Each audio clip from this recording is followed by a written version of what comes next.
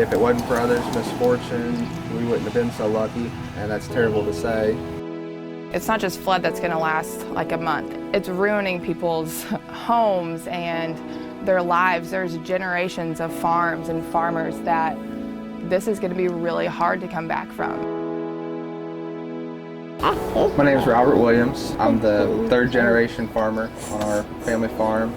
Growing up in Richmond my whole life. Parker and my daughter Jo are the fourth generation to actually grow up in this farmhouse here. And I'm Carleigh Williams. I work off the farm full-time, and then farm wife is my other job. The flooding initially started becoming a problem back all the way in March. The Corps started releasing quite a bit of water from up north, and then we got a long rain spell that just added to it.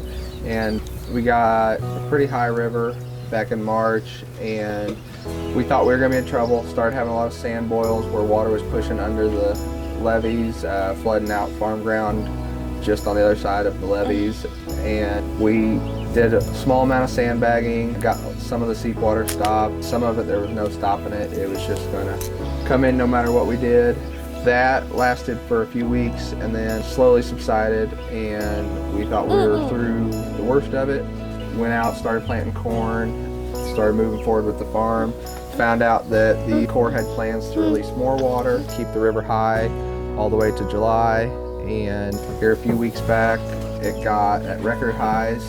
We broke several records for the amount of water that was on the river, and then we started getting rain on top of it. So we'd be on the levees for the river, trying to sandbag, fight back the water, and be tearing up the levees just because everything was so soft from the river and the rain that there came a point where we had to decide, are we doing more damage than good? And caught a break here. Some neighbors didn't get so lucky. River levee breached near Ork, Missouri, and dropped the river some whenever we thought we were going to lose some levees. The river came back up after there were bottoms filled in, and we had actually built plywood walls along the river levee, and we're sandbagging on them. Had 2 or 3 sandbags high on the inside of plywood. Couldn't even see them because of the amount of water that was over them. Then got real late that night, and we decided it wasn't safe to be on the levees anymore. Came back the next morning, and the water was down below all the sandbags, which was not a good sign because the levee broke between Norburn and Hardin and started flooding a lot of people. It affected all the way from Crooked River at Hardin all the way to Carrollton, which Carrollton was already under some water from a levee they broke. We got lucky in our little area. We had some really strong levees, and were able to handle a lot of the water. It was scary for us because we do live in the bottoms.